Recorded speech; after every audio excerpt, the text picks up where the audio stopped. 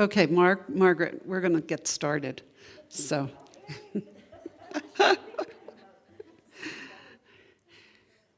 for those of you who don't know me, I'm Anne Marie Mastretta, and I know that I've worn a lot of hats around town, but the hat I'm wearing tonight is the lead conservator of the historic Crail Ranch. And we are the hosts of this event tonight. Officially it's called Of Wilderness and Resorts. And this is actually the third time that we are holding an of Wilderness and Resorts. Every one of them has been here in the Warren Miller, this wonderful facility.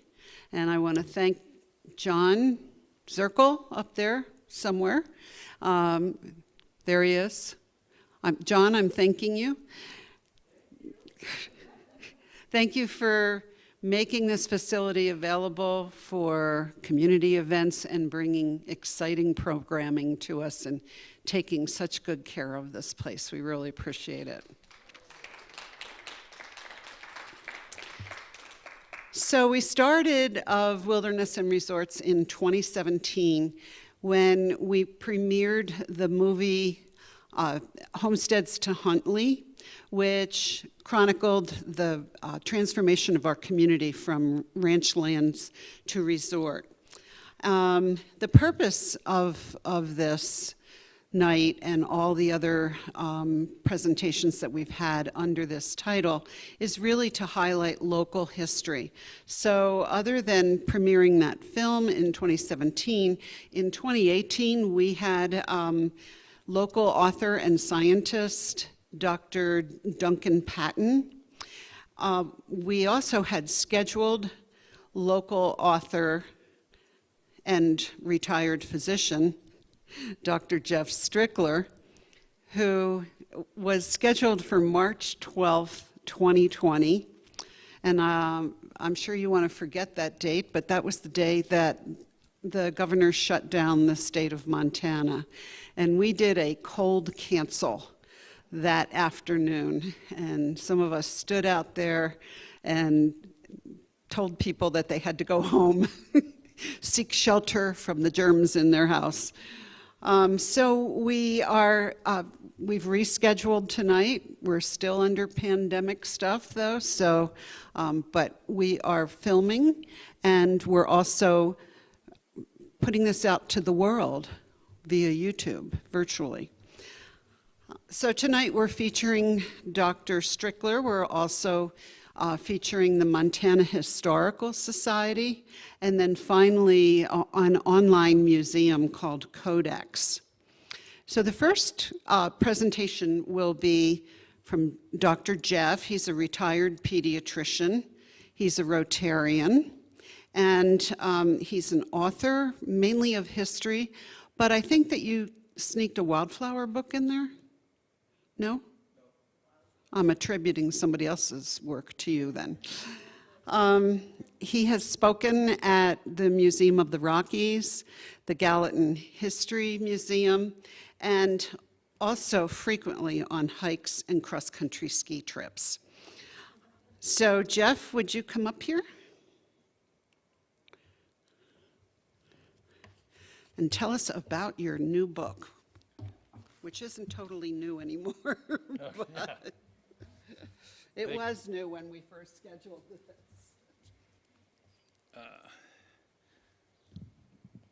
Thank you, Anne Marie. Actually, it is kind of a new book because the pandemic shut down. It's being published by the Gallatin History Museum, and they were shut for how long, Rachel? 6, 8 months? A year. Okay, so anyway, we're getting started. This is the book. It's called Bozeman's Backyard, and what I've done is taken all of the names from the USGS maps in the Gallatin-Custer National Forest and found out what the sources were. And what I've ended up doing is created almost a kaleidoscope, if you will, of history and ecology in our area. What I want to do tonight is just take a few pieces of that to kind of tease you and show you what is floating around in our environment here. I got people who know me know that I've done a lot of, I'm fascinated with names. And this is the guy that got me started on this book. This is Mount Wilson. The photograph is from Moonlight. I wonder where in the world did that come from? You know, Wilson?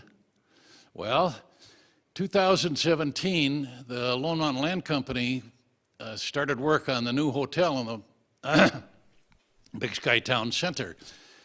And in their press release, they said that they're going to call it the Wilson because it looked out at this mountain. And in 1917, 100 years before, Woodrow Wilson signed the National Park Service Act, and that created the rangers in Yellowstone that you know today. And I thought, that is really cool, you know, Woodrow Wilson and the 100th anniversary. And I have a problem with that, though, because I have a map from 1895, and that map shows Mount Wilson. And in 1895, Woodrow was still teaching Greek and Latin undergraduates at Princeton, and so that wasn't him. Well, who could that be? Well, how about this guy? This is Sam Wilson. And Sam was a cowboy in the canyon in the late 1890s. In 1898, he and his wife Josie started the Buffalo Horn Ranch, which is where Buffalo Horn Creek comes into the Gallatin. They ran that for 30 years until Sam's death in 1928, and then they sold it, and it has become the 320, which we know today. Well, Sam has a family that has continued on in the Gallatin Canyon since they were here. Many of you know Sam Wilson, Sammy. It's an icon around Big Sky. Had been here since almost the very beginning, and unfortunately Sam passed away last month. But while I was starting to research this, I sat down and chatted with him, and he told me no way was his family in any way related to that mountain. And I had to find something else. So I go down to the Gallatin History Museum, which, by the way, you people should visit. It's a great little museum, and the research area and the archives in the back is just full of stuff, and well organized, and lots of information. And there I found a historian from the mid-20th century and actually notes from a ranger from 1920s and 30s that assert that the mountain was named for this guy. And this is Lester Wilson. Lester was a Civil War hero. He was a general, commanded Company A of the 60th New York Infantry, went through many of the big battles in the Civil War, and he marched with Sherman in his march to the sea. Lester must have been a good general because he was awarded the honor of leading the march of the Union troops into Savannah, Georgia, when that city capitulated. Anyway, after the war, Lester and his brother came to Bozeman. That was 1867. Started a dry goods store. Lester was the representative from this area for the territorial legislature. He served as quartermaster general for 2 different governors. And when he died in 1919, they renamed Central Avenue, downtown Bozeman, Wilson, which is what it's called today. Now, Lester's kind of faded from history, probably because he was sort of superseded by his son, Fred Wilson. And Fred, you know, was really the prominent architect in the area in the early and middle 20th century. Wilson Auditorium was named for him. He's, pardon me, he's designed and built many of the major buildings in that time of year, that time of the century in downtown Bozeman. Well, we're going to go past Lester then, and that's where Mount Wilson came from. And as you go down the canyon, you run into all sorts of characters who were important in the history of our area. Oops.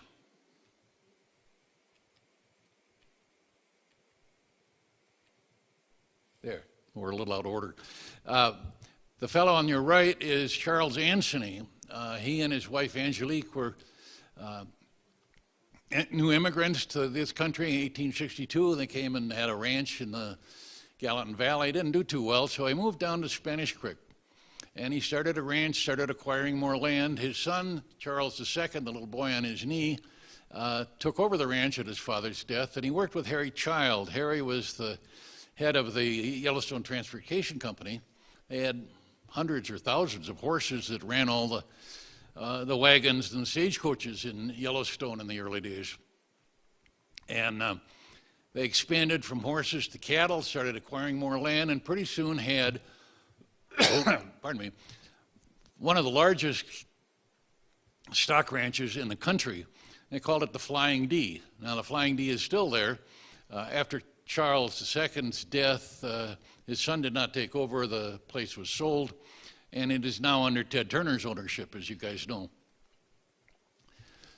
Some of you remember Chuck Anthony, who was Charles III. He didn't do any of the ranching. He was a career naval aviator, but in his retirement, came to Big Sky. He had a fishing lodge just up the canyon a little bit, and was common around Big Sky. In fact, he was dating my neighbor for some time. He died in his 90s about 10 years ago. The guy on the left is one of my favorite guys. That's Albert Greek. And you guys all know Greek Creek, which is about halfway up to the canyon to Gallant Gateway. Albert Greek was not a Greek. I don't know where his name came from, but he was a Scotsman. And the legend has it that he was a physician trained at Edinburgh. Now, back then, this would have been in the 1860s, 70s, Edinburgh was probably the finest medical school in the world. And if you had a degree from Edinburgh University, you had guaranteed wealth and social position. So what is a guy like that doing in a little creek halfway down the canyon out of Bozeman, Montana, for goodness sakes? Well, the legend is that he came here because of unrequited love. Now, I don't know what that means. But I have, and there's no proof, but I have my suspicions that that's Victoria speak for, oops, she got pregnant. And I believe that a little creek halfway down the Gallant Canyon was a good place to hide from her irate brothers. Anyway, Albert worked there, ran a sawmill from 1870 to 1880. In 1880, he sold it to Big Lou Bart and moved out of the area and out of history. As you go farther down the canyon, these are people that you need to know. Pete Karst at Karst Camp. Those of you who know Cindy Larson, she's Pete Karst's step-granddaughter. She has a great program with slides and a book about the Karsts. And of course, Frank Crail on the left, and Anne Marie has already spoken about Huntley, from the homesteads to Huntley, which kind of chronicles the development of his ranch and the movement into the present Big Sky Resort. So I'm going to skip by them and go to this, whoops, where is he? There he is. Go to this guy. This is Tom Michener. Tom came to Montana in 1862. He was a child at the time, but his father was chasing gold in the Montana Gold Rush in Virginia City, and that's where Tom grew up. And then through his young life, he bumped around southwestern Montana mining and doing odd jobs. Excuse me, in 1889, he and his wife Mamie came to the Middle Fork. Now, they ran a dude ranch on Mud Creek. Mud Creek is now called Michener Creek. It's down by the Conoco. And that's probably what kept life and limb together, but he really was into gold. And he was absolutely sure that the Middle Fork, under the surface, was full of gold. So he formed a thing called the Hercules Dredging Company, and he was going to dredge the Middle Fork. Thank God he didn't get it done, but he was going to dredge the Middle Fork from where the resort, the ski resort is now, all the way to down to the Gallatin. The only problem is that if you're dredging, you really need the mother lode, and that generally is up near the head of the creek. And up at the head of the creek, well, actually where the Huntley, Shoshone, and Summit hotels are now, was called Levinsky Meadows. And there was an old hermit miner by the name of Andrew Levinsky, or Levinsky, if you will, who had a mine that he claimed was full of riches up there, and there was no way he was going to sell that to Tom Michener. Well, nobody's ever found that mine of riches, but there he was. And so Michener sent his partners, Strauss Miller and Gladstone Stevens, up, and they posted the mine. And what that means is they put signs up saying that Levinsky did not prove up properly, and they were going to take ownership of it. Well, this got the guy a little upset. There was a big gunfight. Levinsky's cabin was full of bullet holes. but he managed to kill both Miller and Stevens. Turned himself into the sheriff shortly thereafter, and there was a big trial in 1917, and Bozeman covered the front pages for several days. And Levinski was found innocent because of self-defense and claim jumping. Well, that put paid to the dredging operation. Michener left shortly thereafter, went down to New Mexico chasing gold in the New Mexican mountains, and died there in 1921. Levinski also disappeared right after the trial. Now, there are some people who claim that Michener shot him and stuffed his body down a glory hole. There are other people who said, no, well, they'd seen Michener riding out with a pack animal, and on the back was a wrapped bundle that could have been a body. What probably really happened, and Rhesus Franchum was the forest ranger here at the time, he wrote in his notes that he saw a healthy Levinski get on the train with his two dogs heading east to Chicago. But whatever the truth, it's remained one of the mysteries of the Middle Fork and the Gallatin Canyon. I prefer the last one because, I'd rather have the guy escape. But anyway, in later years, after Tom died, Mamie would come back up here and spend summers at the cabin. And in the late 30s, Dorothy Vick, who was Tom and Mamie's daughter, and her husband, Joe, came and settled at the cabin. And Dorothy became quite a force in the society of the Gallatin Canyon, and her memoirs were put together by Janet Cronin in a lovely book called Gallatin Canyon, Gem of the Treasure State. And that's worth a read if you have time for it. Anyway, I'm going to back up here just a second. We're going to go down a little farther south because, just before you get to West Yellowstone is a big reservoir, a big lake called blank. No, Hebgen Lake. And this is Max Hebgen. And it took me months to figure out who Hebgen was for Hebgen Lake. Turns out that he was the general manager of Montana Power. He was a hydro engineer, and he was responsible for building several of the big dams in western Montana. He was supervising the construction of the dam on the Madison River. When he went to a meeting in Chicago, a business meeting, unfortunately, it sounded to me like he got a lobar pneumonia, but he died there. And so the dam was named Hebgen Dam in his honor, and the reservoir that backed up behind it was Hebgen Lake. That buried a very important piece of property. It was known as the Madison Basin. It was known as Burnt Hole. Osborne Russell, who was a mountain man, wrote in his journal that there was a big fire back there around 1830 and it burned all the trees off. It became a wonderful grass field and pasture. The ranger station for the area was called the Basin Ranger Station and was on Grayling Creek. And the other thing it was called was Horse Thief Basin.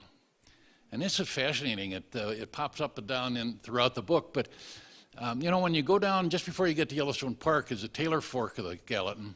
And as you turn into the gate Taylor Fork, you pass through a narrow canyon. And on your right, on the north, is a huge wall of limestone. And that's the end, the south end of Marble Mountain. And it's not marble, it's limestone, but it's Marble Mountain because of this guy. This is Buckskin Charlie Marble. Charlie came to Montana in the 1870s. He was a young man, was an outfitter, a guide.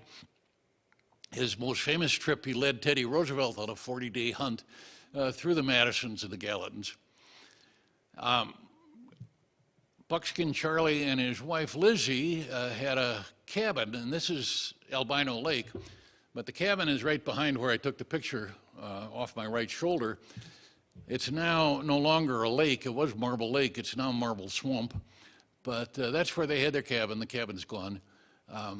In later years, Buckskin Charlie and Lizzie moved to a ranch outside of, near Jackson Creek, which is just east of Bozeman. And he had a taxidermy shop on Main Street in Bozeman for many, many years.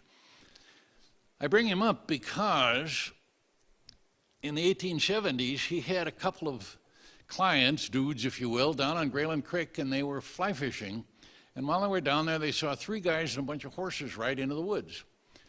The next day up comes Bob Tarter, who's the sheriff of Blackfoot, Idaho, a couple of deputies and a tracker, and they're looking for the horse thieves. Well, Charlie told them what he saw, and the dudes and Charlie were deputized. A bunch of them surrounded the horse thieves. They got the horses back, captured 2 of the thieves.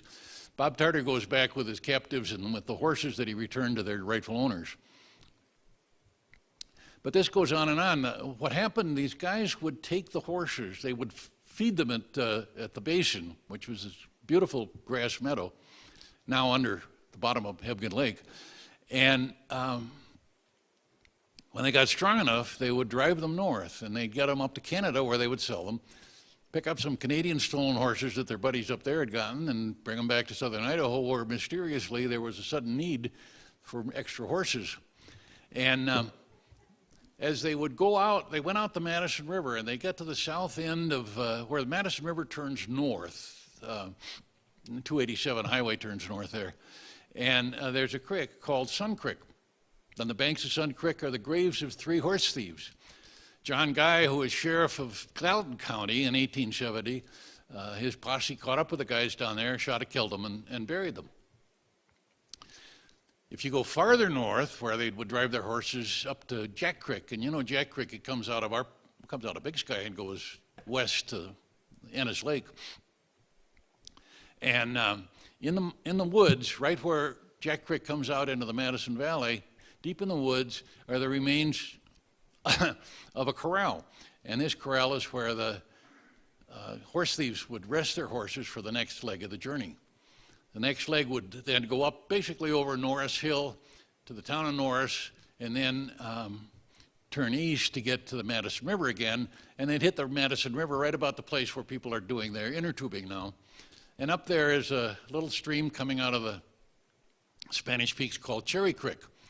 And on the banks of Cherry Creek, John Guy, the sheriff again, caught up with another band of horse thieves, had a shootout with the posse. 3 of the horse thieves were killed, 2 of them were captured. The horses and all the gear was brought back to Bozeman and returned to their rightful owners. But anyway, the horse thieves that got away from the different sheriffs over the years would turn north there, go past what is now Three Forks, head through the Horseshoe Hills to the north end of the Bridgers, where they would cross the Bridgers to the east on Flathead Pass. And Seth Bohart, you know, the Bohart Ranch, which it's now Crosscut, but when the Bohart Ranch was just a little bit beyond, a little bit north of Bridger Bowl. Anyway, Seth was looking around in the woods out of near Flathead Pass, and there he found another corral, the next place that they rested their horses. After that, they'd come out into the Shield River Valley, head north, and it was just open country to Canada at that point. On the north end of the Bridgers is Horse Thief Mountain. Same guys. So that's a little bit of the murder and mayhem of our area. I think we need to talk a little bit too about the Indians. You know, there really weren't much in the way of Indians in Gallatin Canyon, and it was said, well, that's because they preferred the Madison Valley and the Paradise Valley because they had much better, you know, they were wide open and they had herds of buffalo. I'll get to the indigenous Indians that we had here, but there are remarkably few references to Indians in our mountains. And you think these people were here for several thousand, well, I don't know, 10,000 years before the Anglos got here. We've been here a couple hundred, not even that. And all the names are English, you know. The only true Indian name that I know in the Gallatin Canyon is Spanish Peaks, or Spanish Creek, because that comes from a Crow word, translation of a Crow word, that they call the area where the Spanish were. And in 1830, according to Littleface's tales to Lieutenant Bradley in the 1870s, 1880s, the Crow found a bunch of Spanish, probably trappers, at Spanish Creek. And so that's why they called the place where the Spanish were, and that's why it became Spanish Creek. The other Indians tended to pass through. Of course, the most notorious was Nez Perce, and this is Chief Joseph. They were only here for a month or two in 1877. They were fleeing General Howard's army. And Nez Perce, were native to northwestern Idaho. But they came down through here. They probably went across where US 20 goes from Idaho to Montana, got to the area of West Yellowstone, into the park. As they traversed the park, there were some gunfights. A few people were killed. They then went west out of the park, around the Beartooth, up into the Buffalo Plains in eastern Montana, where they finally got cornered and finished at Cow Island. And I think this was the last of the Big Plains Indian fights. I think the country kind of felt charmed by Chief Joseph's surrender speech, I will fight no more forever. And 3 years after he went through, the Hayden expedition was surveying Yellowstone Park, and there's a mountain that they named on the south end of the Gallatins. It's called Joseph Peak, and it was for this guy. But again, it was in transit. The other Indian who was in transit, only much more than Chief Joseph, was this guy. And the man in the middle is Chief Targhee. Targhee was the head chief of the Bannock Indians. Their homeland was in southern Idaho. And Targhee was quite famous. He was known as the peace chief. He helped his people settle on the Fort Hall Indian Reservation. He is the only Native American who's in the Idaho Hall of Fame. Unfortunately, he was killed in the Buffalo Plains in the winter of 1871-72 by the Crow. And after his death, leadership of the tribe kind of fragmented. But the reason they went across here, they had what was called the Trail to the Buffalo. And what happened, and again, Osborne Russell, who I mentioned, named Burnt Hole, mentioned in 1838 in his journals, he was in southern Idaho, and the southern Idaho plains were literally covered with the carcasses of dead bison. We don't know what happened. It was long before people were, the buffalo hunters were killing bison. There must have been a pandemic. But anyway, the bison became extinct in southern Idaho. And the Bannock were a buffalo hunting, buffalo eating tribe. So they had to get to the buffalo, and the closest thing to do was to go to the Buffalo Plains, eastern Montana. They had to avoid Three Forks and the Gallatin Valley because that was controlled by the Blackfoot, and Blackfeet were very hostile and dangerous. So what they did is they came over, again, Targhee Pass, which is where US 20 crosses from Idaho to Montana, down through where West Yellowstone is now, across the park and around the south end of the Beartooth. But there were some other intermediate trails that some of the people took. They'd come down, some of them would come over Reynolds Pass, and they'd end up in the south end of the Madisons. I mentioned Sun Creek, where the graves of the horse thieves were. Well, that used to be called Squaw Creek. And right next to it is Papoose Creek. And the reason those creeks got that name is that that was a rest area. And so the women were responsible for the camp, and that's why it became Squaw and Papoose. Squaw is a pretty unpleasant name for women, and it was erased from all Montana maps in 2008, but that's why it got its name. And from there, they would head north, about halfway up the Madison Range, they would come to Indian Creek. Go up Indian Creek, up to Indian Ridge, come down Indian Ridge, and the trailhead for Indian Ridge is just north of Beckman Flats. They'd hit the Gallatin right there, and right across the Gallatin is another, used to be Squaw Creek. It's now Stormcastle Creek, because where the helicopter pad is for the Forest Service was another rest area. The Bannock would rest there, gather their strength, feed the horses, and then head out over to the Paradise Valley, down the Paradise into Yellowstone Park, and again onto the Buffalo Plains. Well, let me talk a little bit about the indigenous peoples that were here, and they were the sheep eaters. They were a band of Shoshone. When I first got to Montana and was kind of studying this, they were described as being terribly primitive, degenerate. I mean, they didn't have any horses. They didn't have any significant lodges. They lived in these wickiups, which were temporary shelters. They were in small bands.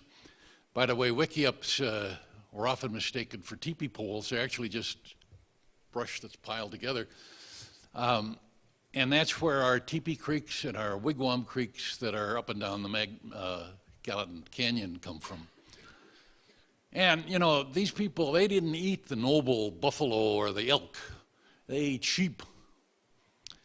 Well, this description of them as being weak and degenerate was totally inappropriate. These are people that were beautifully adapted to the greater Yellowstone ecosystem. We have archaeological evidence of their summer camps, which were well over 10,000 feet. They lived in small bands moving from wickiup to wickiup because that was safer in this environment to have small groups rather than large.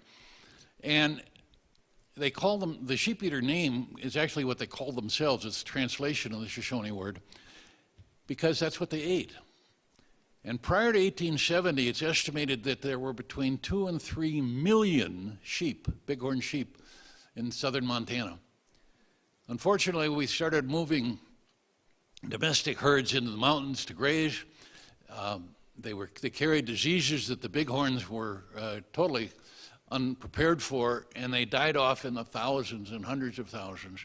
And now, you know, we're left with a few little bighorn clusters like the 12 or 20 that are down by the Conoco and a few here and there. But the reason we've lost the indigent Shoshones, 2 reasons, well, 3, some of them were shot, but not very many. But their food source disappeared. The sheep died out. And also, Chief Joseph was responsible for some of that. Because when he went across the park, a few people were killed, there were a few gunfights. It scared the heck out of the whites. And so all Indians, by federal dictate, were banned from the greater Yellowstone ecosystem. So the government chased them out. The loss of food chased them out. And we had no. Now, a few of them were shot, and I have to show you this guy. This is Nels Murray. Nels is one of the not nice people of the Gallatin Canyon. He and his brother were trappers. They had a place down on what was then Murray Creek. It became Buffalo Horn Creek after Sam Wilson started his ranch.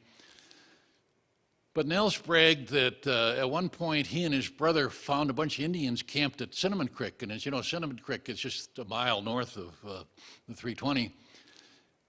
So they thought they were after their horses. Well, they weren't. The Shoshone didn't want the horses. The horses were worthless in the high alpine country. But they snuck up on the Indians, shot them all, dumped the bodies in the river. He bragged about that, and he also bragged that he shot the last Indian in the Gallatin Canyon, and he killed that person up near Jack Smith's cabin, which was right by the Jack Smith Bridge, just 2 miles north of the Conoco. Okay, so this is Big Sky, and you know, on the right shoulder there, if you go on the other side, that's Moonlight. It was named by Jake Ullery for the kind of the romantic full moon went through a aspen grove near a hunting camp of his, and it's really a pretty place and a pretty name. But we have another Moonlight Creek in the Madisons, and that flows north into Hebgen Lake. Now, it wasn't always Moonlight Creek.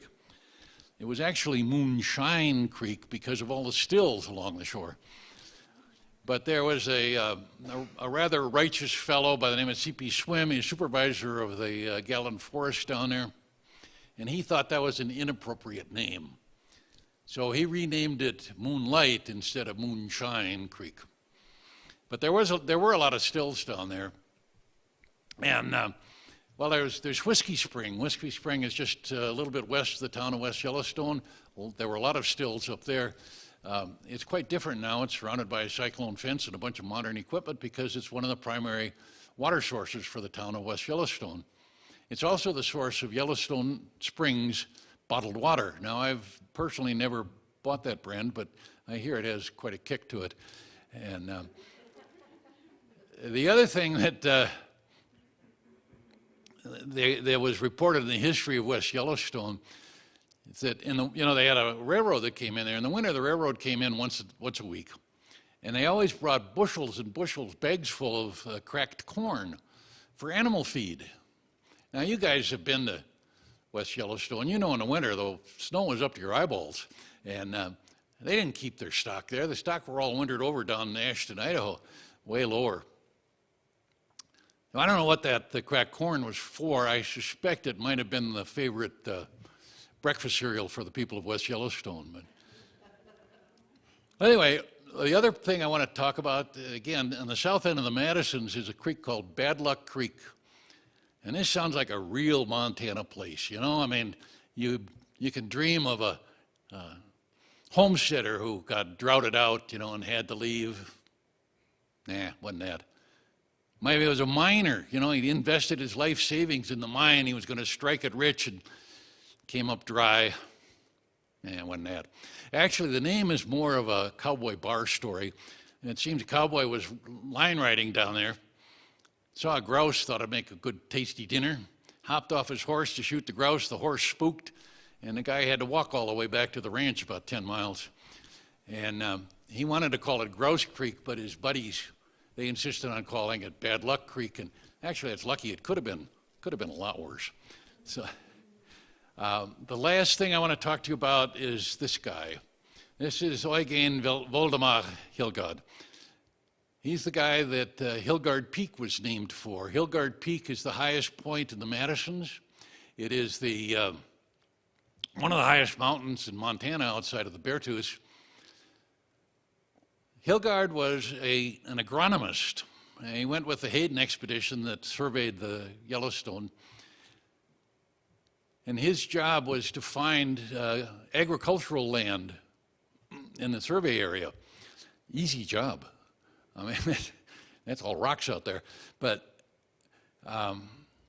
why did a sort of a unremarkable agronomist get his name on the highest point, one of the most difficult mountains to climb in the Yellowstone ecosystem? Well, if you know of Henry Villard, his original name in German was Hilgard. He changed it to Villard when he got to the United States, and that was, Henry was Eugene's first cousin. And if you knew Henry Villard, he was the president of the Northern Pacific Railway and one of the 10 most wealthy people in America at the time. That may have had a little bit to do with naming of the mountain. So that's the end of the number of people I wanted to show you. There's one last thing that's kind of a fun thing for me, because many of you have walked with me. I've seen in the audience here, we've walked up the South Fork of Spanish Creek, and you get down about 2 miles, and the trail goes off to the west. It's Falls Creek Trail, and up about a mile, half mile up there, is Pioneer Falls. And I always wondered where Pioneer Falls was. In all my research, I never found out why it was Pioneer. I mean, Falls Creek Trail goes up to the Upper Falls Creek Lakes. It goes to the Jerome Rocks country. Beautiful alpine country, absolutely worthless for agriculture. I mean, it's way too high. It's not a shortcut to the Madison Valley. I don't know. Why would there be a Pioneer up there? I don't know. Well, I found out this August. Karen and I walked up there, and of course we've had a drought. So the flow over the falls was way down in August, and I found the Pioneer on the right side of the falls in the rocks, and there he is.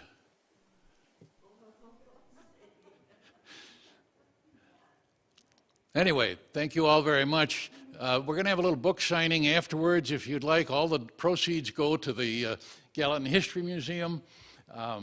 By the way, visit the museum, 317 West Main in Bozeman. It's right across from the Wilson and the old jail. Any of you out there in Zoom land, if you want to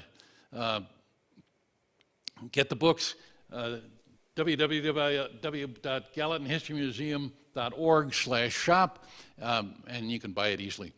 Anyway, thank you all very much.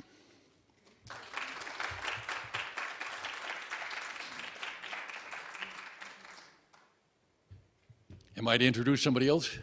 No. Oh, there you are. I got it. Sneaking up on me. Yes, you need to leave that. So we'll have a question and answers at the end of the three speakers. The next speaker is Molly Kruckenberg, and Molly has been with the Montana Historical Society for over 20 years. She was the Montana Historical Society Research Center officer, director, manager, all of the above, big cheese. And last year, Molly was appointed the director of the entire Montana Historical Society, and she is the first woman in its 155-year history to be appointed to the top position. And I heard this afternoon that they're calling her Molly the First.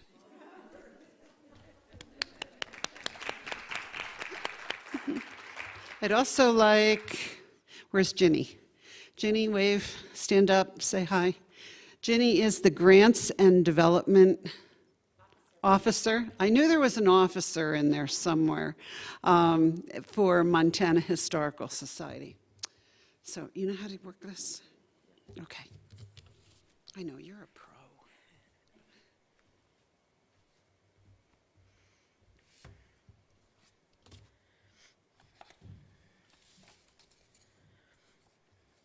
Well, good evening. I'd like to start by thanking Anne Marie for allowing us to join you tonight. Ginny and I were really pleased to be here. So as the Montana Historical Society is embarking on a bright new path to saving our past and sharing our stories, and I'm excited to share with you this evening a selection of narratives of Montana history and the vision they've helped to create for the Montana Heritage Center, which is a new home for our historic institution. At 8 o'clock in the morning on Saturday, February 27th, 1943, Emil Anderson and 76 other coal miners entered Smith Mine No. 3 near the community of Bear Creek.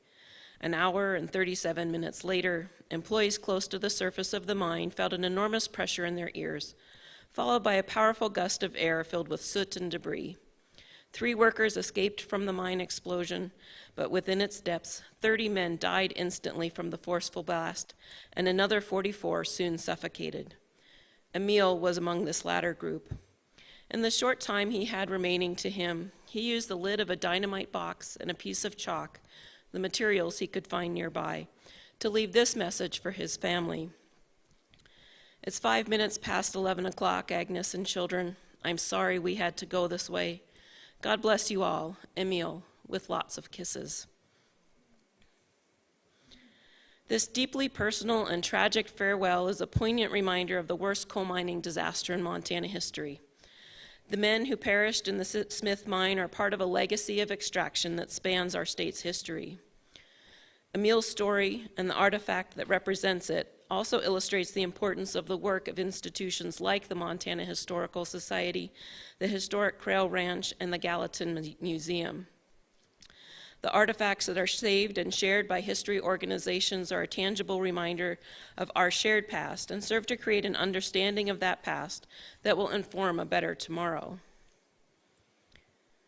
The Montana Historical Society began gathering and saving the artifacts that document our past on a cold February evening in 1865. A dozen men gathered at the offices of Dance and Stewart Mercantile in Virginia City, Montana Territory. The men counted among their number a prosecutor, a legislator, a judge, and a cartographer, with a common interest to collect and arrange facts about Montana Territory for the purposes of posterity. As with any organization, highs and lows marked the Society's development. In 1873, Society President Wilbur Fisk Sanders moved their collections from Virginia City to his law offices in Helena, where on January 9, 1874, they were destroyed in a fire that devastated the Queen City. But by 1887, the collections had rebuilt, and the Society's first public rooms were opened in the then new Lewis and Clark County Courthouse. Here, as reported by the Helena Board of Trade, visitors could spend a pleasant hour examining the relics and early newspapers and talking about the old days. As the century closed, MHS transformed from a private gentleman's club into a public institution. In March of 1891, the society became a state agency, and when the state capitol was completed in 1902, MHS moved into the west end of the ground floor. And it wasn't until 1952 that the society constructed a purpose-built building, which is still home to the society today. The earliest efforts of the Historical Society, led by librarian Laura Howey, focused on gathering the stories of the earliest European settlement efforts in what is now known as Montana. They collected handwritten reminiscences of those who came to find riches through gold, those who utilized the vast plains for cattle grazing, and those who trapped and traded with the fur trade companies. They collected the first books and newspapers printed in the territory, generally gathering items that they considered, in their words, appropriate, curious, and rare. John Allen Hosmer's book, A Trip to the States by Way of the Yellowstone, Missouri, is one of those appropriate, curious, and rare items. John arrived in the Virginia City area in October of 1864 with his father Hezekiah, who was the first Chief Justice of Montana's Territorial Supreme Court. John and his father returned briefly to the States, and on their return trip to the gold fields of Montana in 1866, the teenage John kept a diary. Being apprenticed to Thomas Dimsdale, newspaper editor and author of The Vigilantes of Montana, John put his training to use and edited his diary. He then printed it and bound it into this book in 1867. This was no easy feat, as printing presses were few and far between. John printed his book on a tiny hand press, a single page at a time, using a limited number of typeset pieces and stitching the front and back covers by hand. His efforts were rewarded, as the first copies of the book sold for $1 in gold dust. Items such as these, and so very many others, comprise the heart and soul of the Montana Historical Society. Individually, each artifact, book, and piece of art offers fascinating glimpses into the lives of earlier generations. But together, these stories intertwine to form a rich tapestry that illustrates our shared past. In the ensuing century and a half since John Hosmer printed his book and the prominent businessmen of Virginia City formed their club, the Montana Historical Society has evolved into a fully realized modern institution, widely acclaimed for the quality and significance of our collections. Although the efforts of the first organizers focused on manuscripts, maps, books, and newspapers, today we collect all types of materials relevant to the history and culture of this place we call home. Acquiring and caring for the physical remnants of Montana's past remains among our core functions. But our mission today also includes sharing our stories and inspiring exploration, accomplished through a myriad of teacher resources, public programs, historic preservation resources and consulting, and award-winning publications such as our quarterly journal, Montana, the Magazine of Western History. While today our stories might be recorded on our phones, through social media and email, the ways that we've recorded our stories in the past have varied greatly. In a centuries-old tradition, Plains Indians men painted narrative scenes like this one on buffalo robes, hides, and teepees to chronicle their personal feats, memorializing and making public their heroic deeds. White Swan, a young Crow warrior who served as a scout for the U.S. Army during the 1876 Battle of the Little Bighorn, painted the lower half of this magnificent robe about 1880. A prolific artist, White Swan often depicted events from the famous battle in his artworks. On this robe, however, he illustrates his exploits in intertribal warfare. Here, among other heroic deeds, he's shown counting coup on his enemy and stealing a gun in hand-to-hand combat. Where White Swan used art to record his achievements, there are many other ways that people have recorded their stories. Native American communities have used teepee liners, winter couts, and oral tradition. European immigrants chronicled their stories through diaries and letters home, and all of these ways of knowing are saved and shared at the Montana Historical Society. It is through the stories of White Swan, Emil Anderson, John Hosmer, and many, many others that the Montana Historical Society will tell the larger story of our shared past in the new Montana Heritage Center, a new home for the Montana Historical Society. Montana's story is shaped by the interaction of the people that have lived here with the landscapes that surround them. The Montana Heritage Center will reflect that experience in both its interior and exterior designs. The design of the building itself is reminiscent of the geologic features that define our land. It portrays the varying geographic environments of Montana and intentionally speaks to a commonality for all Montanans. It inspires a journey, inviting and exciting visitors to reach the interior areas of the building. Guests will begin their journey by exploring the Montana Habitats Trail, which will guide them through a sensory journey from the plains and badlands of eastern Montana to the mountains moraines of the western side of the state, ending at a grand entrance into the new facility.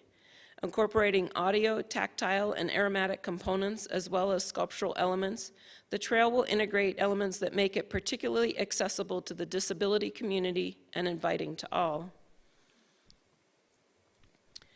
Within the Montana Heritage Center, guests can explore and learn from artifacts such as the Spikuni elk-tooth dress, which was originally owned by Marguerite Black Weasel, also known as Maggie Wetzel.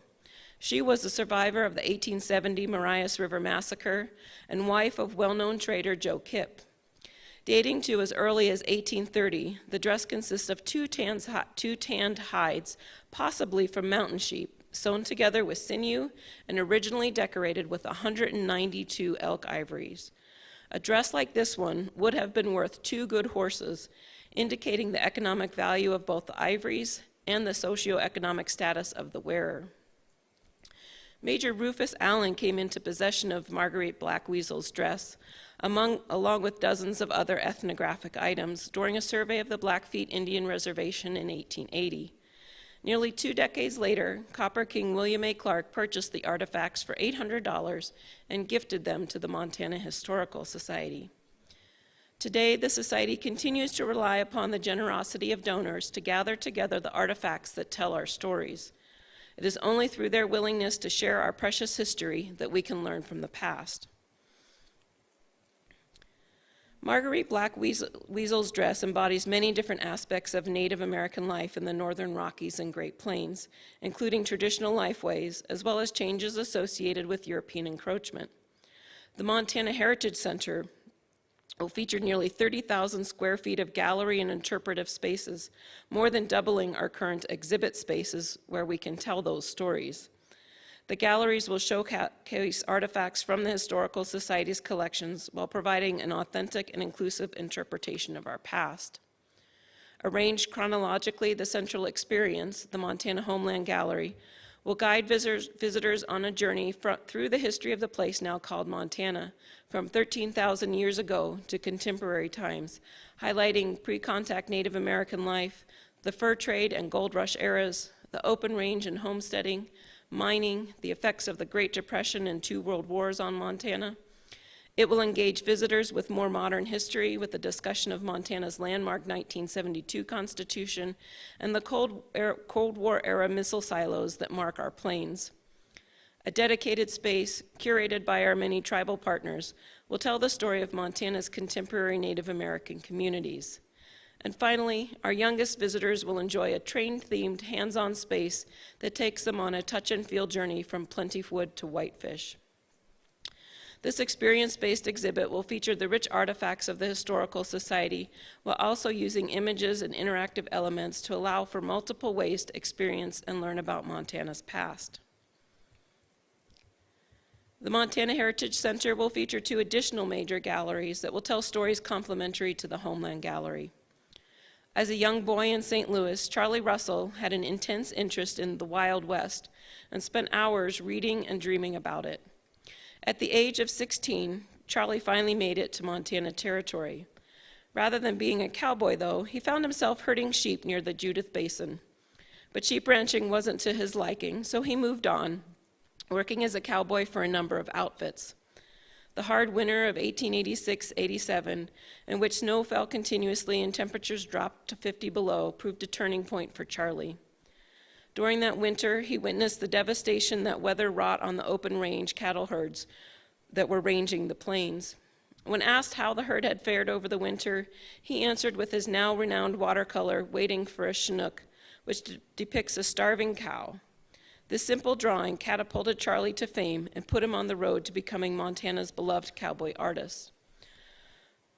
Our new Charlie Russell Gallery in the Montana Heritage Center will explore both the life and the art of this iconic Montana figure by highlighting the artifacts of Russell's life, such as his hat and painting tools. We will tell the story of Charlie Russell as a person, his influences, and his inspirations. By showcasing the hundreds of works of Russell's art in the MHS collections, visitors will fully understand Charlie Russell as a key element, both legend and reality, of Montana's past. The cowboy mystique seems synonymous with Montana, but sometimes its long-term effects are surprising. In 1865, John Orr formed a partnership with Philip Poindexter. Together, they purchased and drove cattle and operated butcher shops in mining districts in the Idaho and Montana territories. In 1866, they moved to Beaverhead County, relocating their breeding horses, cattle, and sheep onto a 30,000-acre ranch. The Poindexter and Orr Cattle Livestock Company registered this Masonic square and compass emblem brand in 1873. It was the first livestock brand officially registered in the territory of Montana. The Poindexter family continued to thrive in Montana, surviving the hard winter so well depicted by Russell. George Poindexter was a third-generation member of the family, born at the turn of the 20th century.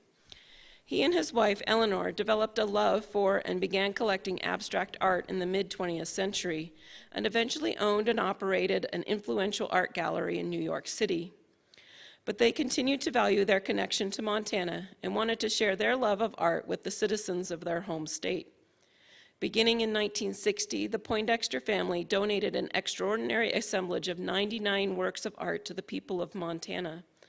The collection represents the New York School of Abstract Expressionism, with works by Willem de Kooning, Franz Klein, Jackson Pollock, and Robert De Niro Sr. This collection of art will be featured as the inaugural exhibit in the new changing gallery space of the Montana Heritage Center. This will be the first time that the entirety of the MHS collection will be on exhibit at the same time, and it's fitting that these two great collections of art, Russell's art and the Poindexters, which have influenced many generations of Montanans, will be displayed together as a way for visitors to learn about the many ways in which Montanans can and have expressed themselves. Montana has a long and varied history of military service, from Native American warrior cultures to our modern military servicemen and women. Historically, Montanans have a higher than average per capita rate in service. In June 1917, Virginia Flanagan of Great Falls was one of 3 Montana women selected during the Red Cross call for nurses.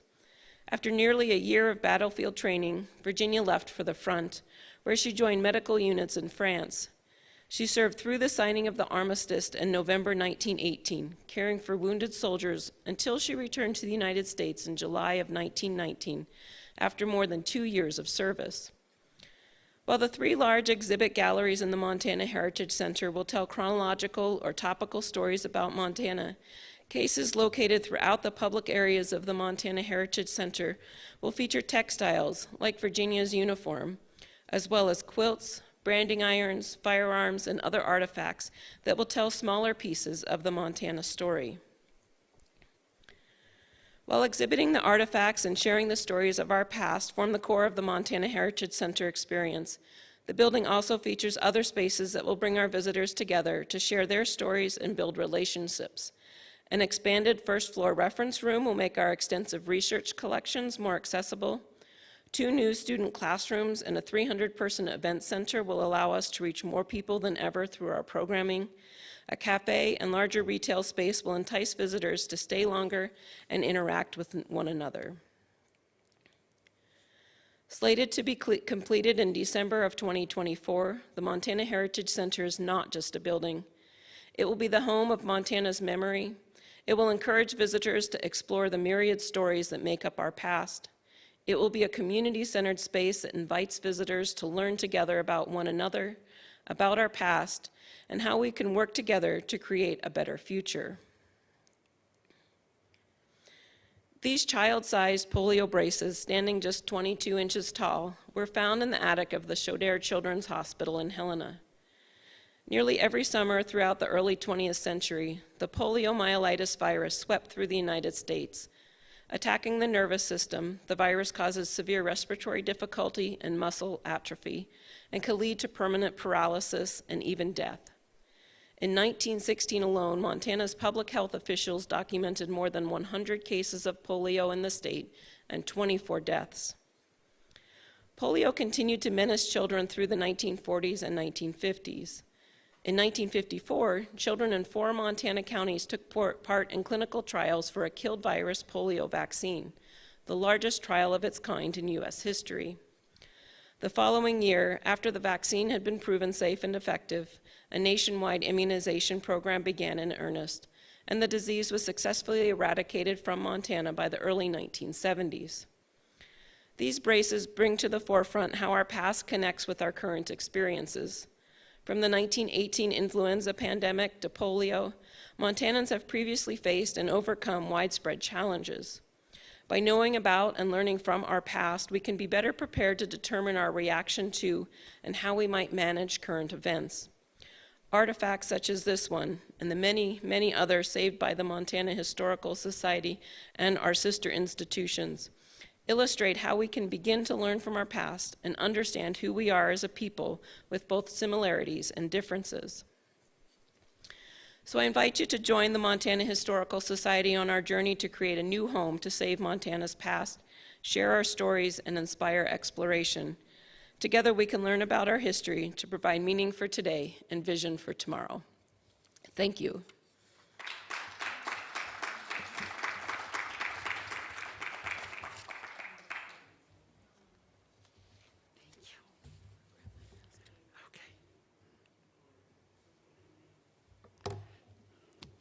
Thank you, Molly.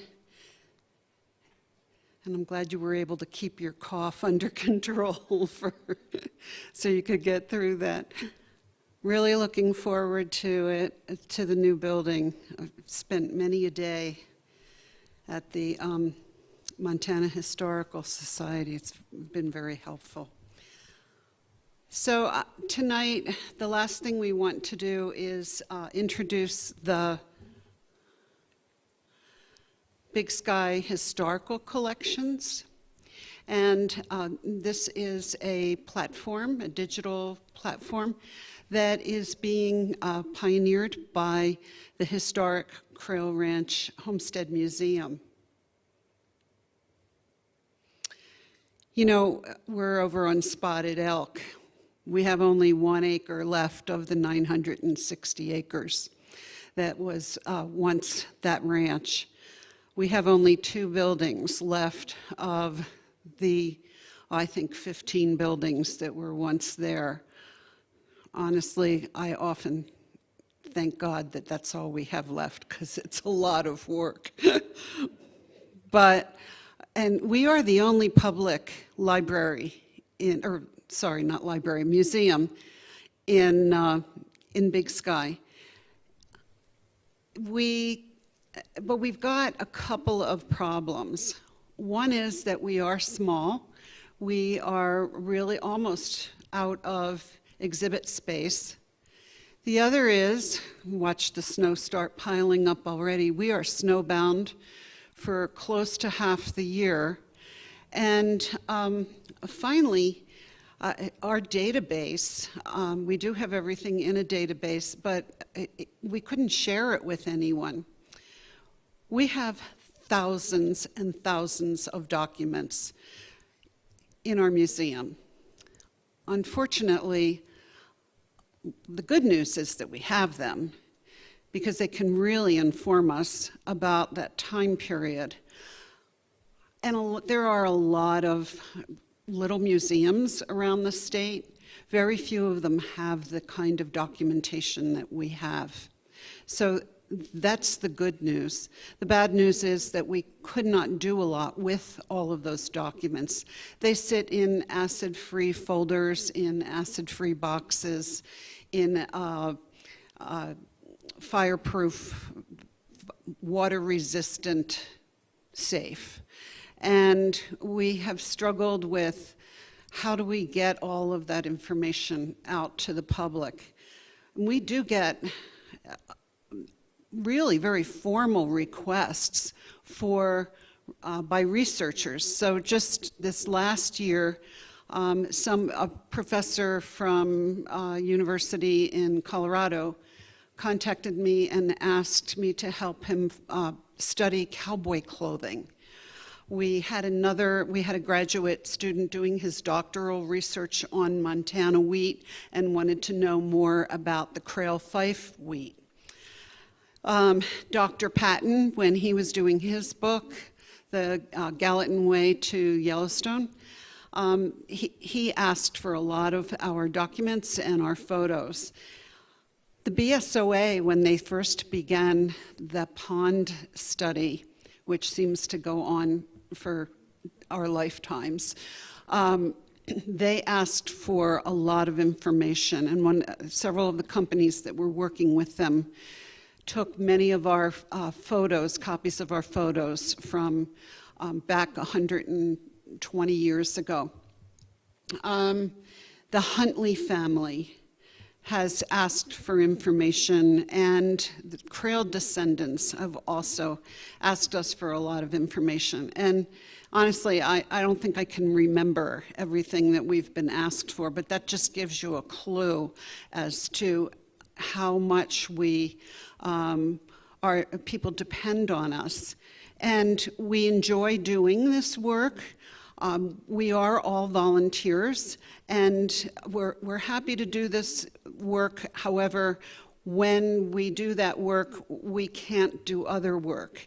And so putting a lot of these documents, all of our documents, online will allow us, people can access them and do some of their own research.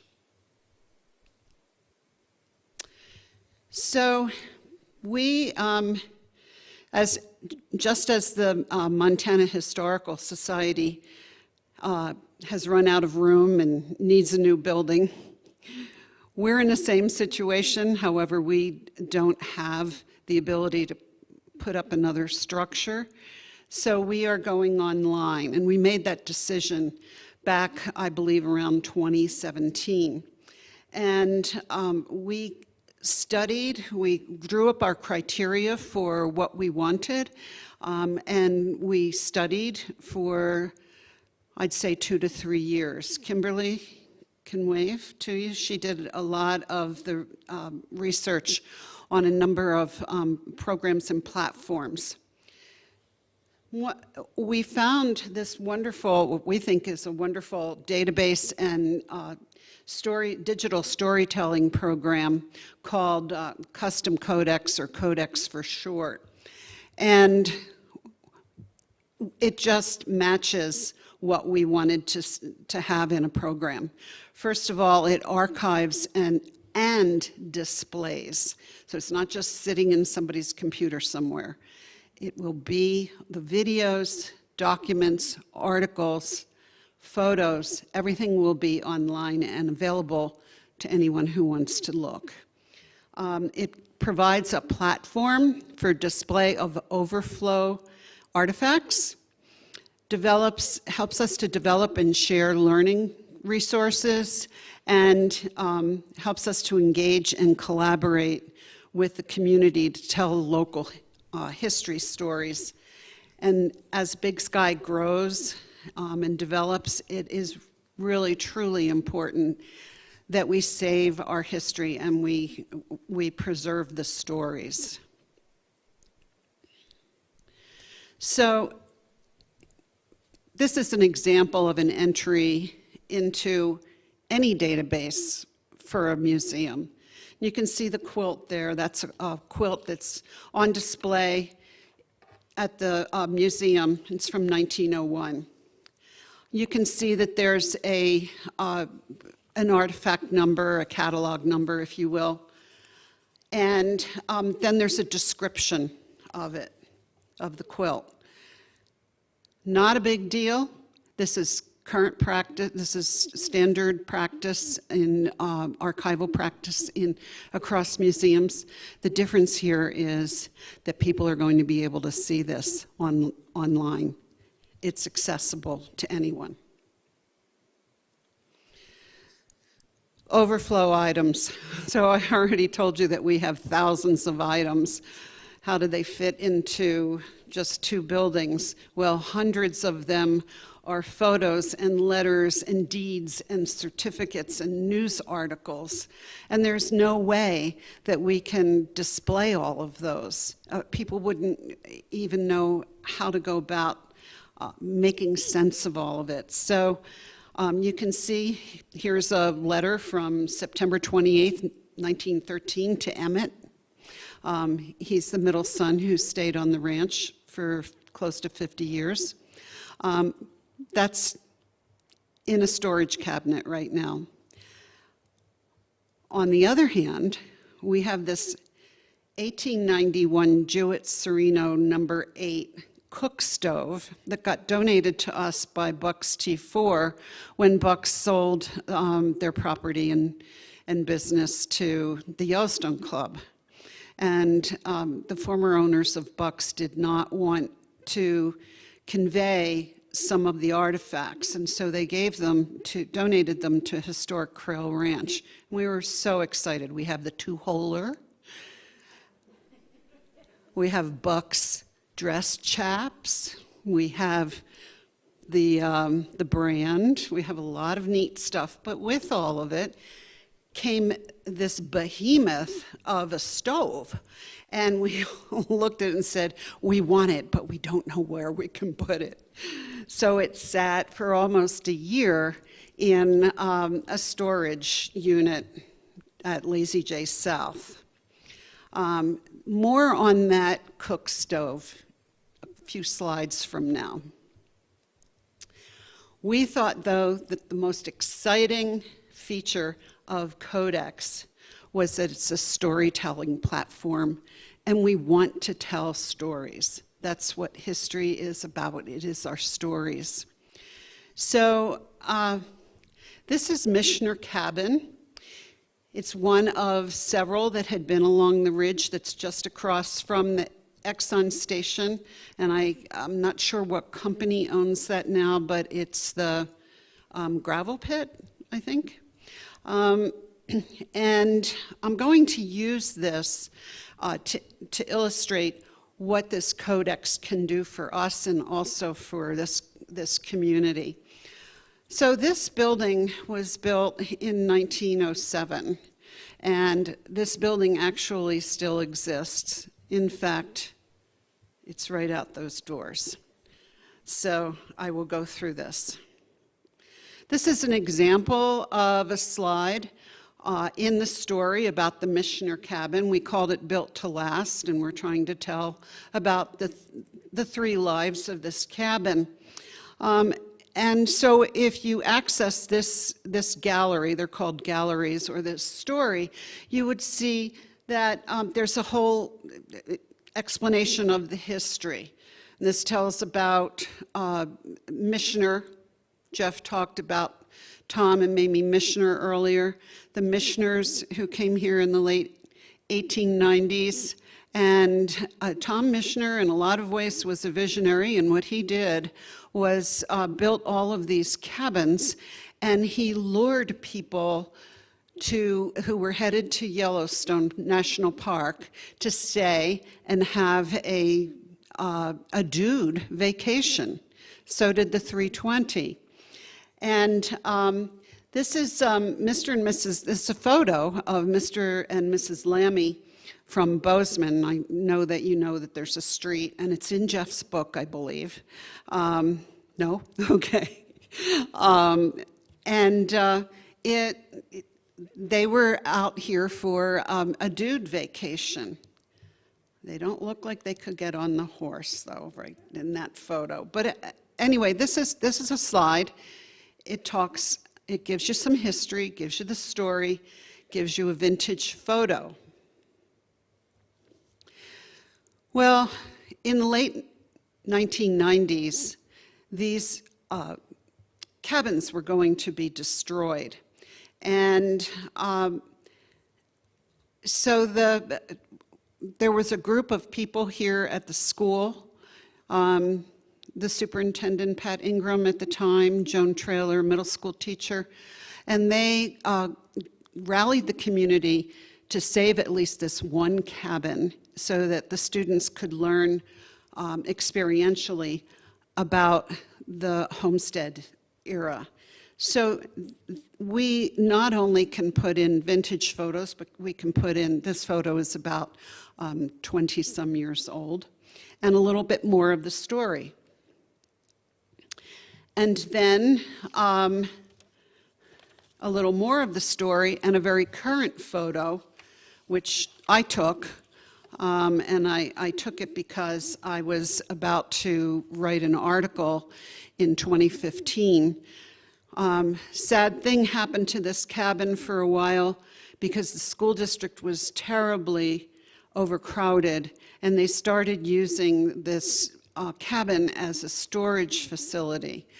And so I wanted everyone to remember that what the original purpose was of this cabin and why it was here. So in 2015, I wrote an article called The Gold Standard of Education, and that's a play on the word Ophir, which was King Solomon's gold mines.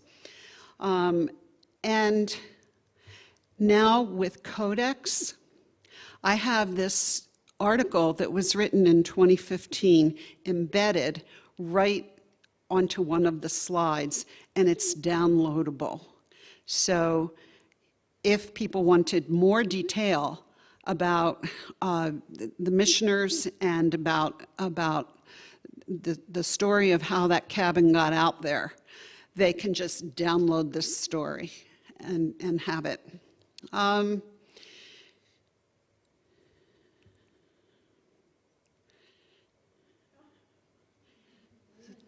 So this cabin prompted community engagement in the beginning, back in the 1990s, and it prompted community collaboration right now. I heard a little yip from Margaret. Margaret, wave to everybody.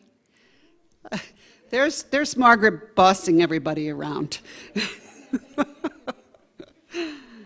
And that's my poor husband on the right, doing whatever I tell him to do.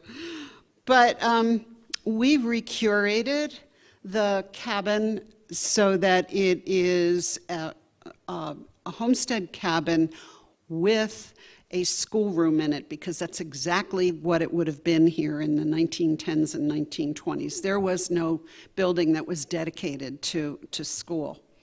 So we actually worked on it, and Joan Traylor is back at it again, trying to fundraise to get some more stuff done on it. And we've given it a third life. Is Joan here? Hey, Joan. So we've given this a third life, possibly a fourth in virtual sphere on the internet. Developing and sharing learning resources. On the left, you can see some of the topics that Historic Quail Ranch conservators work with the school on. You'll see the last one, the 1900s technologies. And on the right there is a technology teacher, Jeremy Harder. And he is figuring out how to incorporate some of this into, and some of the wonderful tool collection that we have in our museum on Spotted Elk for his classes, his technology classes. But do you notice what's there? That stove found a home. Now, the story about this stove is it belonged to a homesteader called Charlie Smith, and he homesteaded in the early 1900s here. He was homesteading right around here. His homestead property was right around here. It was like either we're standing on it right now or it's over where the elementary school is. And so the former owners of the Bucks T4 were so excited that this is where we chose to place the Charlie Smith stove. The thing is huge, and it's so heavy. And we all made sure that we weren't around when all of the guys were moving it. So, more on engaging with the community. These are 5 nonprofits that I've spoken with and that we're working with now. The Gallatin Canyon Women's Club, because they actually had, they're 94 years old, that organization. It's the oldest organization here in Big Sky. And they worked really hard with Big Sky, with the historic Crail Ranch to save it from the wrecking ball.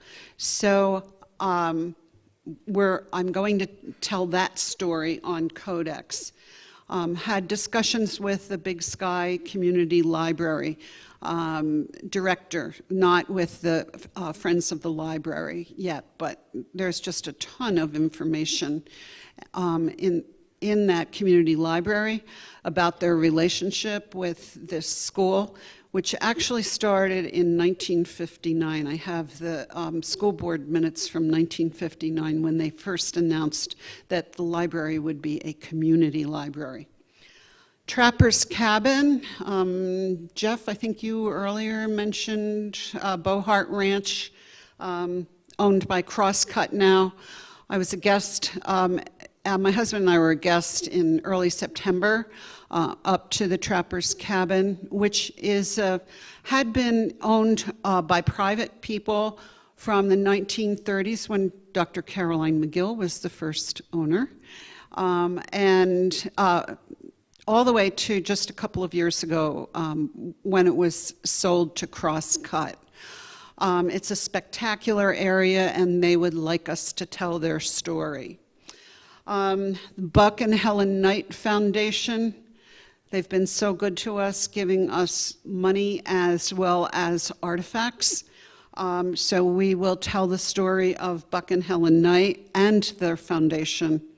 And then, of course, the Ophir School history prior to it becoming the Big Sky School District. I think I have a lot of information on that up to maybe about the 1960s, well, actually till 210, but a lot of information on and photos up to, I'd say, the late 1990s, the early 2000s. So we've got a good start. It's probably more than what I can do in a year or two, a lifetime. So we're not offering this yet to people who are businesses. At this point, we're offering place on this website, on this platform, for nonprofits to tell their story. So we have about 5 or 6 galleries already created, and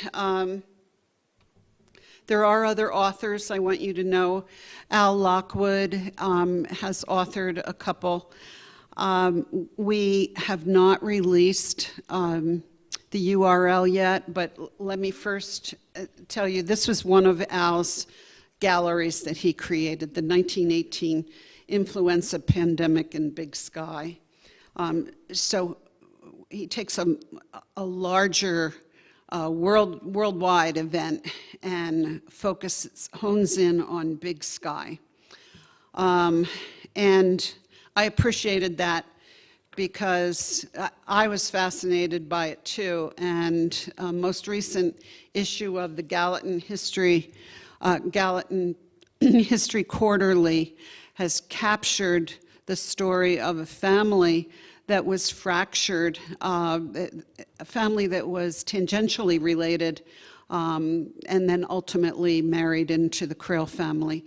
And they were fractured by the death of two parents within just a few days of each other due to the Spanish flu. And as I was working on the research for this story, one of the descendants who actually was on the ranch in the 1940s contacted me just out of the blue. She didn't know that I was working on this, and gave me quite a bit of information.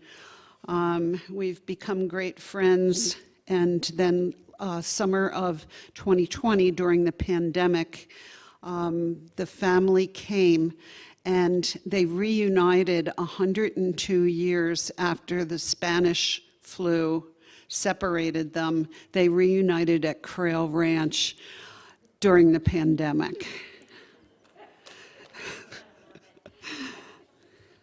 You can buy this wonderful story for only $6 from that table.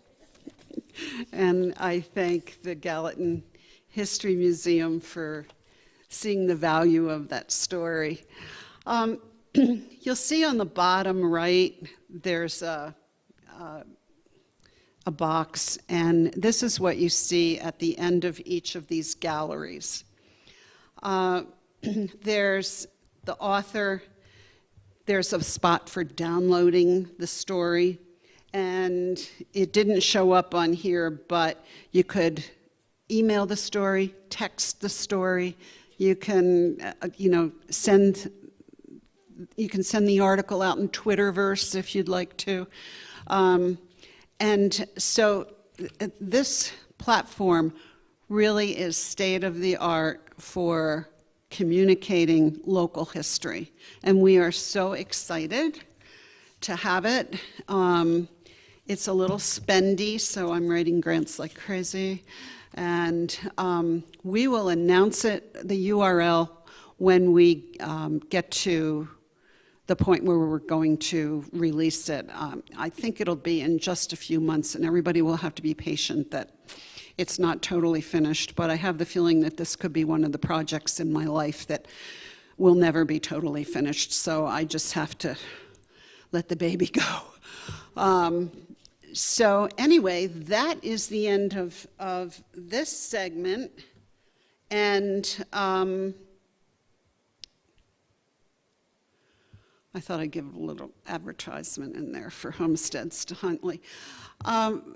We're going to start the question and answer section of this. You've been really great about sitting there listening to us talk, and we want to hear from you. And please, you will ask the question. I have to repeat it because the people who are watching on YouTube will not hear your question unless I repeat it. So Dr. Jeff and Molly, if you want to come to your mics and ask away.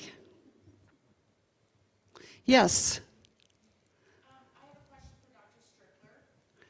I'm wondering when Levinsky morphed into Levinsky, if he knows. Okay, this question, for those of you in TV land, computer land, she wants to know when Levinsky morphed into Levinsky, or vice versa. Is it? Actually, Levinsky is sort of the American pronunciation. My good friend and author Rick Gratz tells me it's Levinsky. That came out in his book, Big Sky Trails to Tram. I think it was published about 25 years ago. Yes. Yep. So I use them interchangeably.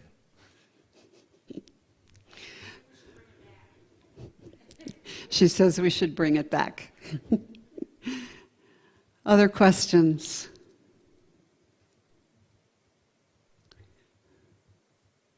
Oh, come on.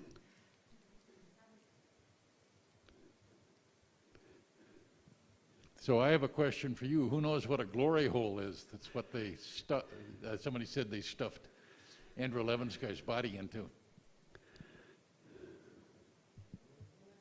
No minors in our place here. Oh dear. Glory hole is a miner's term for prospect hole. they would get up on the mountain, and our mountains are littered, pockmarked with prospect holes. And a miner would dig down to base rock and see if he found anything that looked like it might be gold-bearing sand or rock.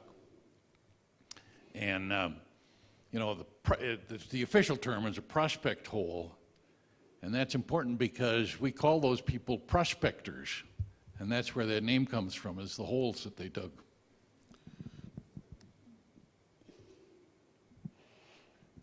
Karen?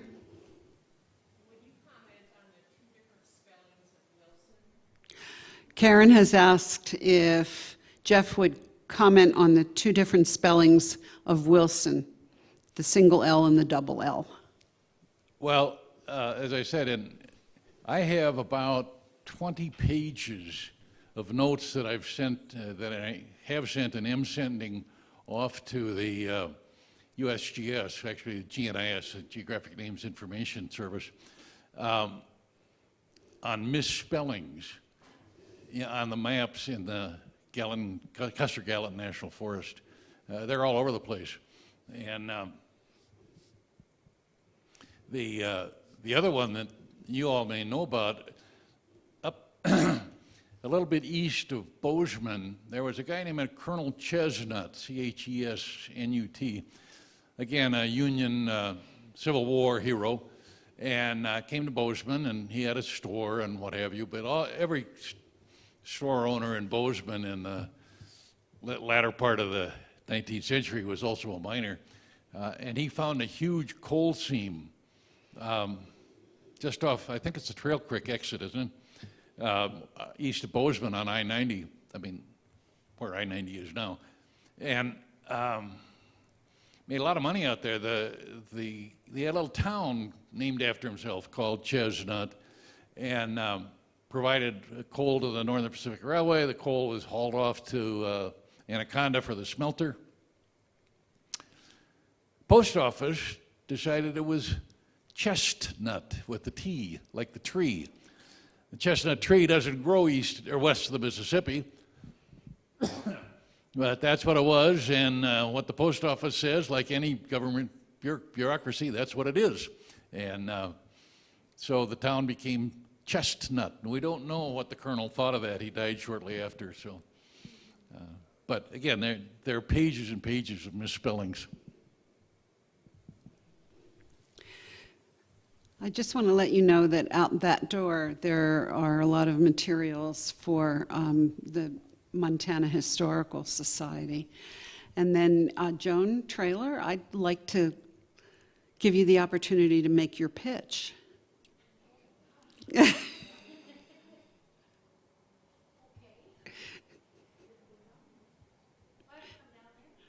Well, you need a mic. We were hoping to have an open house really soon, but there's a lot of site work that still needs to be done around the cabin, so it's dangerous. We'll let you know. Tune in for when we have a... Nice to see so many of you here this evening. I think just moving the cabin, when we did that, was just a lot of kids and who can we get to help us? Anyway, it all happened, and then it all kind of declined. And so thank God for the Historical Cradle Society going in there and saying, let's give this cabin a rebirth. And so I was surprised out of my mind when Anne Marie invited me down to take a look. Wow, I was so happy. So my only, I guess, job now is the outside. So I'm just fundraising with some of my ex-students, begging them, don't you remember how we had to have a sense of place, how we had to keep this thing going? So I'm getting some funds from past students, and anyone else who would like to give us a little check, we would love it. So, I mean, it's Ophir School, Michener Cabin. Or Big Sky School District, but either one of those would work, and there's a special fund for it. Yeah, We wanted to be able to take the money into Historic Cradle Ranch, but we could not because it's on the school district property. So anyway, we have to work on the outside, restore that wagon. Many of you remember Mary Lou Cook. She was my little angel at the time. Anything you need. So I think really Mary Lou probably donated about $30,000 to that cabin over time. And you would never believe that it took that much money to do what we did, but it was, you know, and we did do some restoration inside the school to keep a room, a memory place inside the school. But anyway, the wagon needs work, the outhouse needs work. The outhouse was actually donated by Connie Barton, who lives up Beaver Creek, and that was an outhouse from one of the first teacherages around Big Sky. So that needs work, a little two-seater out there. And you know, our boardwalk, just lots of little repairs, some chinking to just bring it back once again. How's that? That's terrific. Thank you.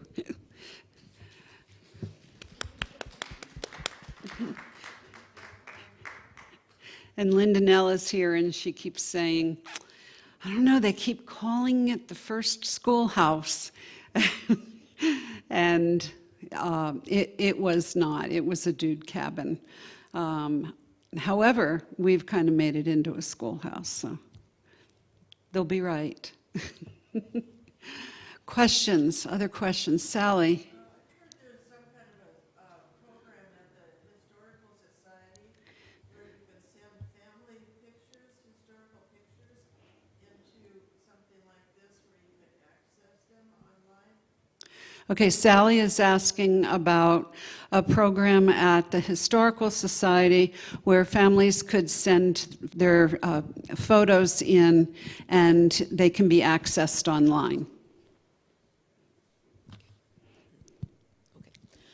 You know, I would assume that that's the Montana Memory Project. We haven't tended to do that, kind of gather folks' photos in and put them online, but it's certainly something that we're interested in. The Montana Memory Project is an online digital repository that's run by the State Library and the Historical Society. It's for, yes, so it's for materials that are already in our collections.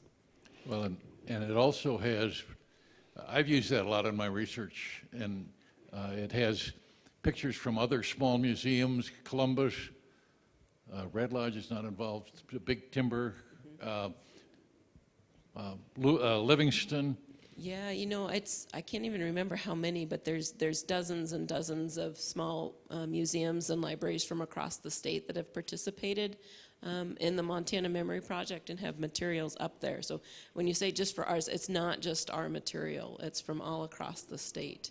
And The problem with it is that those people that can participate have contributed their collections, and they're great, but there's a lot of stuff out there where they have chosen not to participate or don't have the technology to participate in, and we miss a lot of stuff. Yeah, you're absolutely right, Jeff. I think, and the Montana Memory Project is just undergoing a migration to a new software called Recollect to kind of, so like custom codecs for this project. Recollect is the new software for the Memory Project. And I think that's part of the hope, is that we'll be able then, people can upload their own photos and add their own materials to it, but that might be down the road a little bit. I've used it for the entire brand, the livestock brands from the early 1800s to now are lodged in that repository, and it's just fantastic. I mean, I'm usually looking for brands that are around here, and then I start getting sucked into, like the brand that you had in your, thinking, whose is that? What is that? Yeah, 1873 was the first brand, and that one was pretty cool, the Masonic Square and Compass. Is that okay? I Yeah, thought it was. registered by Poindexter and Orr. But yeah, the brand collection on the Montana Memory Project, if anybody has or has registered a historic brand, you can see the history of that brand back through the first time that it was registered. And it starts with, they just had drawings in the really earliest ones, and it's gotten so much more technical since then. They're pretty cool. I actually really love brand history.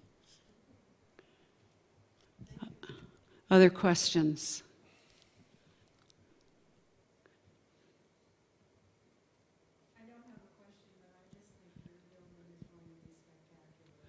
Oh, thank you. I completely agree with you. Yeah. Molly, I have a question for you. What are you doing with the current building? The current building is still being inhabited by the Historical Society. So, No, but I mean when the new one opens. so the new one is actually an addition. So we're adding the new building that you saw, a 68,000 square foot addition to our existing building.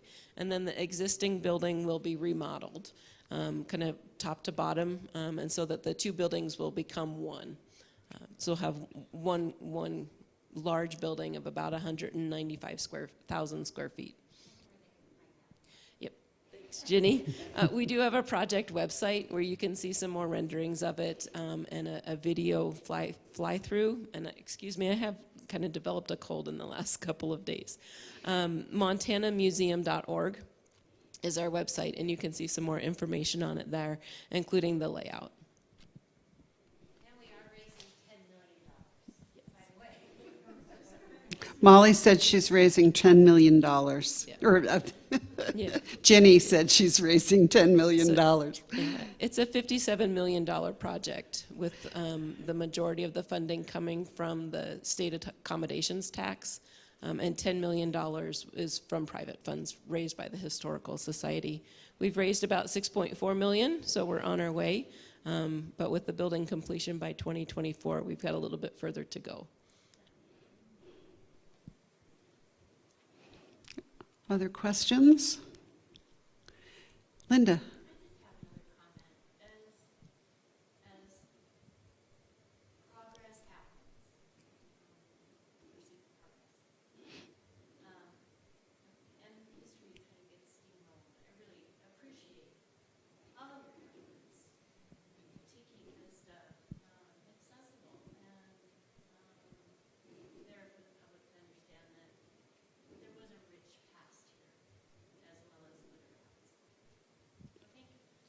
Thank you.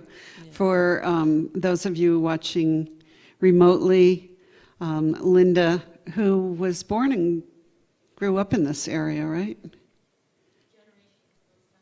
Okay.